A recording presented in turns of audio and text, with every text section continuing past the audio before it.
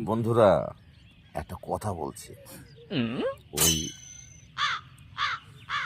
রাজ্যে তৃণমূল আছে, তো তৃণমূলের দুর্নীতির বিরুদ্ধে লড়ছে ভক্তরা।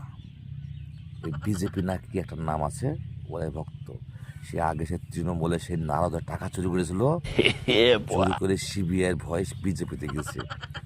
ওর এক সাকরেত, ওর এক চামচা ওর পাশে পাশে থাকে।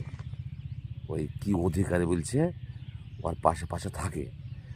তো সেদিন ট্রেনে কম্বল চুরি করে ধরা পড়েছিল। ট্রেনে একটা ব্যবসা কার কাছে কম্বল চুরি করছিল, কম্বল চুরি করতে ধরা পড়েছে।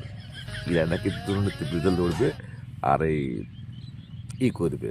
তো কি বলবা বলো, আবার আমি তো লজ্জায় মরে যাচ্ছি।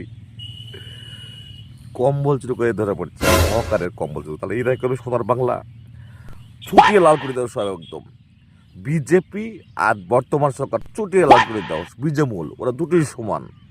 দুর্নীতির বিরুদ্ধে ওরা লড়তে পারবে না। ওরা হলো সব খাওয়া লোক, ধান্দাবাজ, ধাপ্পাবাজ। কম মজুরি করে ধরা। हे भगवान तेरी लीला अपरंपार है।